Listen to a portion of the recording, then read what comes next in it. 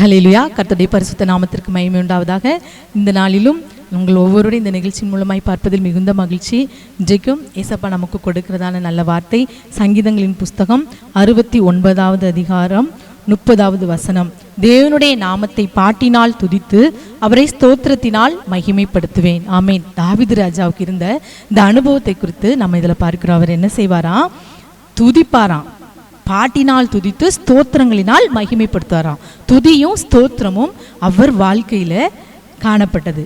இன்றைக்கு அதை நாம் என்ன செய்யணும்? விசுவாச பிள்ளைகளாகி நாம் அந்த துதியை ஸ்தோத்திரத்தையும் அவருடைய வாழ்க்கையின் மூலமாய் நாம் என்ன செய்யணும்? கற்றுக்கொள்ள வேண்டும். ஆமேன். துதிக்கிற ஸ்தோத்தரிக்கிற பிள்ளைகளுடைய வாழ்க்கையில் என்னால் என்ன இருக்கும்? ஒரு வெற்றி தான் இருக்கும். அவங்க வெட்கப்பட்டு போகவே மாட்டாங்க. தாவீது ராஜாவுக்கு இந்த அனுபவம் இருந்தது. அது எப்படிப்பட்டதா? அந்த துதியும் ஸ்தோத்திரமும் 31வது வசனத்தில் பாருங்க. கொம்பும் விரிகுளமும் உள்ள காளை எருதை பார்க்கிலும் இதுவே கர்த்தருக்கு பிரியம். இதுதான் கர்த்தருக்கு பிரியம். இது எப்பவும் அவரை துதிக்கதும் ஸ்தோத்தரிக்கிறது. துதியும் ஸ்தோத்திரமும் ஏசப்பாவுக்கு பிரியமான பலி என்று பார்க்கிறோம். கொம்பும் விரிகுளமும் உள்ள அந்த பலியை பார்க்கிலும் அவரை துதிப்பதும் அவரை வாயினால துதித்து ஸ்தோத்தரிப்பது அவருக்கு பிரியமான பலியா. இதை இந்த தாவீது ராஜா நல்லா அவர் வாழ்க்கையில பயன்படுத்தினார். இந்த வாழ்க்கையில முழுவதும் அவர் வாழ்க்கையில எப்பவும் அவரை துதித்து கொண்டே இருந்தார். எப்பவும் அவரை ஸ்தோத்தரித்து கொண்டே இருந்தார். கர்த்தரை காலத்திலும் ஸ்தோத்தரிப்பேன், அவர் துதி எப்போதும் என் வாயில் இருக்கும். எப்போதும் அவருடைய துதி தான் வாயில் இருக்குமா. இன்றைக்கு அநேகருக்கு வாயில் என்ன இருக்கு? சினிமா பாடல் சிலர் வாயில் இருக்கு. சிலர் வாயில மற்றவங்களை குறை பேசுறது. குறை பேசலாம் அவங்களால இருக்கவே முடியாது. இப்படிப்பட்ட காரியங்கள் தான். கோபமா திட்டுறது, மற்றவங்களை மரியாதை இல்லாம பேசுறது, இதுதான் வாயில இருக்கிறது.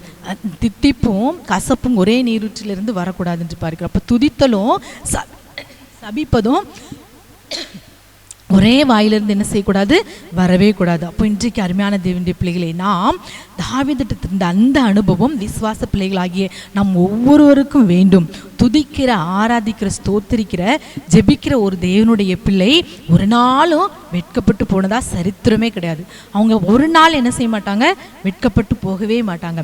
துதி எடுத்தா என்ன செய்யுமா? சாத்தான் ஓடுமா. துதினால எரிகோ கோட்டை இடிந்து விழுந்தது. அப்போ நம் வீடுகள் இருக்கிற நாம் துதித்து கொண்டே ஸ்தோத்தரித்து கொண்டே நாம் இருக்கணும். ஒவ்வொரு வசனத்தை சொல்லி சொல்லி ஸ்தோத்தரிக்கணும். ஒவ்வொரு பலவீனமா அதற்குள்ள வசனத்தை சொல்லி சொல்லி ஸ்தோத்தரிக்கணும். கடன் பாரமா, இசப்பா நான் கடன் கொடுப்பேன்னு சொல்லியிருக்கீங்க, அந்த வார்த்தையின்படி எனக்கு நீங்கள் செய்யுங்க ஸ்தோத்திரம்னு சொல்லி அந்த வார்த்தையை சொல்லி சொல்லி ஸ்தோத்தரிக்கணும். இப்படி ஸ்தோத்தரிக்க ஸ்தோத்தரிக்க துதிக்க துதிக்க நாமும் நம்மிடத்தில் நம்ம சுற்றி இப்படியாவது பிசாசு நம்மளை வெட்கப்பட்டு போயிடணும் அப்படின்னு சொல்லி நினைக்கிறான் பாருங்க. அந்த காரியம் நடக்கவே நடக்காதான். தாவீது ராஜா வாழ்க்கையில் இந்த துதியும் ஸ்தோத்திரமும் இருந்தது. எப்போதும் அவர் ஆடு மேய்ச்சிட்டு இருந்தாலும், அரசனாக இருந்தாலும் அவர் துதிச்சுக்கிட்டே இருந்தார். அந்த துதித்ததுனால அவர் வாழ்க்கையில் என்ன நடந்தது?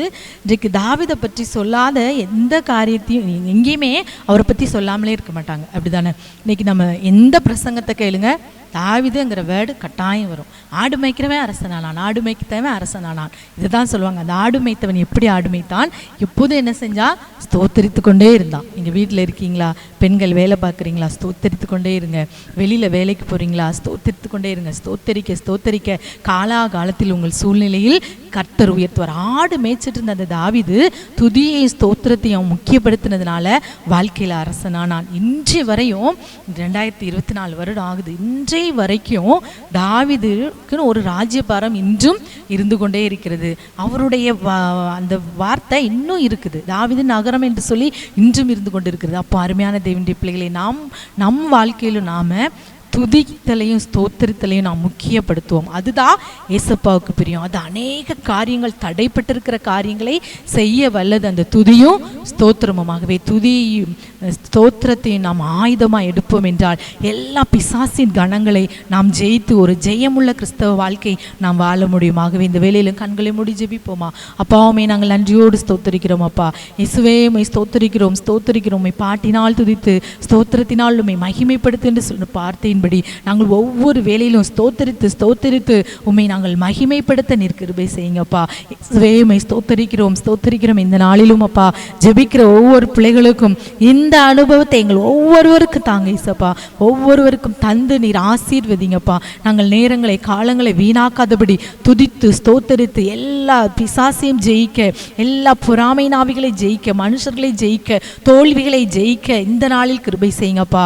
இயேசுவே மை ஸ்தோத்தரிக்கிறோம் அப்பா. இந்த நாளிலும் அப்பா தடைப்பட்ட காரியங்கள் நடக்கும்படி எல்லாவற்றிலும் ஸ்தோத்தரித்து ஜெயம் எடுக்க நீர் கிருபை செய்யுங்கப்பா.